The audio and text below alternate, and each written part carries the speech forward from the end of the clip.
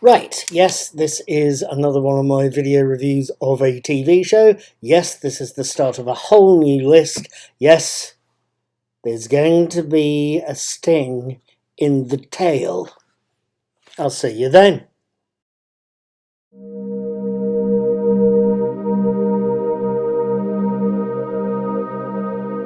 Right then, hello, good morning, good evening, good afternoon, whatever it is, wherever you happen to be. My name is Paul, I'm also called Knickknack. I'm the brains behind Knickknack's Daily Teaser, which is a lot of quizzes. I'm the brains behind Knickknack's Old Peculiar, possibly the world's most boringly repetitive blog, and I'm the man behind a lot of TV shows and a lot of movies, or at least reviews thereof. I talk about TV shows I'm watching and movies I'm watching. At the moment, I've been watching the Mandalorian's third series over the past couple of weeks, and I'm really rather impressed. The thing's does a lot of storytelling in 40 minutes, and I quite enjoy it. And Baby Yoda's cute. Grogu, we should call him, is cute. Tonight is 17th of June, Saturday the 17th of June, so that's when I'm recording and uploading this. And last night, Friday the 16th, I started watching the new series, or second series, of Star Trek Strange New Worlds. It's the rebooted prequel to the original series that stars Anson Mount as Captain Pike of the USS Enterprise 1701, and the original series was quite good. I caught the first episode of the new second series, and I wanted to tell you what I thought.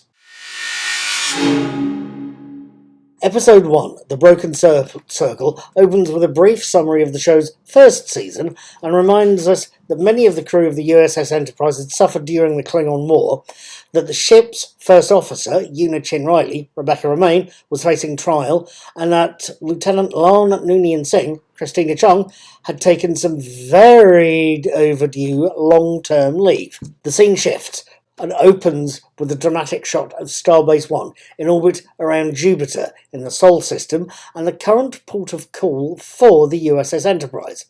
As Captain Pike tells us in his log entry, the ship is due a serious amount of inspections, overhauls and repairs, led by Commander Pelia, Karen Kane. This is something that proves either awkward or well-timed for Captain Pike, as a subspace conversation with his first officer tells him that Una needs more than just help, she needs a bloody good lawyer, something that Pike, gentleman with holiday-timed you that he is, offers to get. He does not want to leave his XO in the lurch, though, and that while the ship's in repairs, the Enterprise can be safely left to Lieutenant Spock, Ethan Peck, for the 3 days Pike will need to get a lawyer. Once the captain's out of the way, Spock can only find himself relaxing with the help of a Vulcan harp, and, whilst he's in his quarters between shifts, finds that it's the wrong time for Ensign Uhura, Celia Rose Gooding, to bring in some bad news. She has just picked up a signal from Katatar 4, a mining world jointly run by a human Klingon syndicate called the Broken Circle. It's a Federation signal, a Federation distress signal, a Federation distress signal from Lan Noonien Singh. Stuff looks like it's going to kick off. Now, what did I think of the Broken Circle? It's a nice name, I think, but what did I think of the episode? It's got to be said, this is a strong opening episode, I think.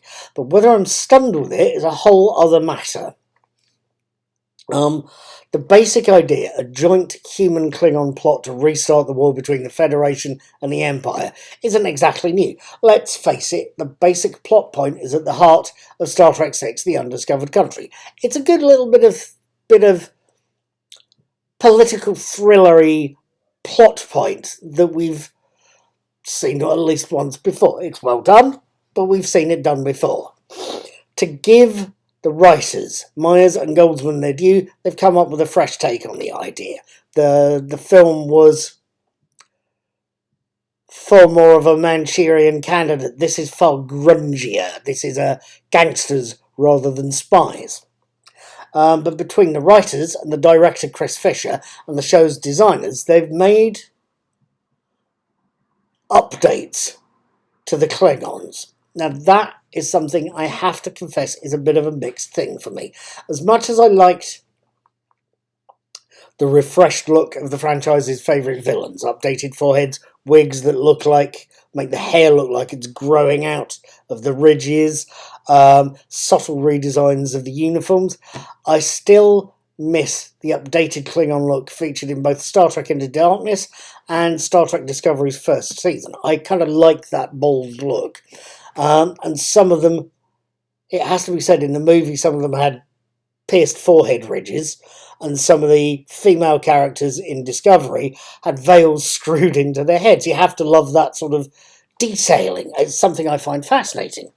And we've lost that in this series. There's another thing as well. An important part of the story takes place on a faked Federation ship, one that the extremists have built in order to trigger a war. It's the setting for M'Benga and Chapel's arc, or a main part of their arc, kidnapped to treat Klingon soldiers, stuck on board the ramshackle thing when it's launched, and having to fight their way out and jump out of an airlock. I'm no technician. I don't know what the technical terms should or would be here, but the design of the ship's interiors with lots of dark paint combined with the low lighting used was something I personally found quite unfortunate. To me, it makes these key scenes and impressive fights look very murky. It's something with my aging eyesight I really did not appreciate. Granted, this is a very, very good episode all round, especially given the performances from both Ethan Peck as Spock and Carol Kane as Pelia.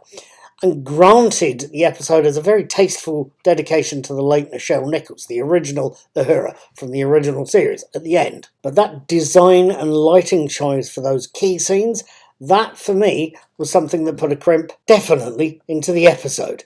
I'm giving it 3 out of a potential 4 stars, just so you know if you're following my ratings on my blog. With all of that said, I can hear your questions. I can hear you asking me. Paul, I hear you ask, Paul, are you going to be watching the next episode? Are you going to be watching Ad Astra per Aspera next week? Yes, I am, thank you. I will be watching Ad Astra per Aspera, my Latin is hopeless, on Friday the 23rd of June, and will be posting my written and video reviews of it on Saturday the 24th. In between now and then, I'll be watching The Foundling, the next episode of The Mandalorian's 3rd season, this Monday, 19th of June, and posting my reviews of that on the 20th. Hopefully, I will see you after I've reviewed both episodes, and hopefully you'll want to leave me a comment.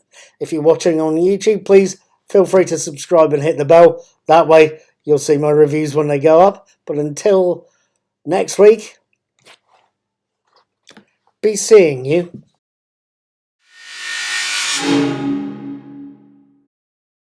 Right, as soon as the character turned up, I've got to be honest, the first thing I thought of was the Ghost of Christmas Present in the Bill Murray film Scrooged, played, as it turned out, by the same actress who played Penguin's mum in Gotham. That actress was Carol Kane. My memory's going to start working some point.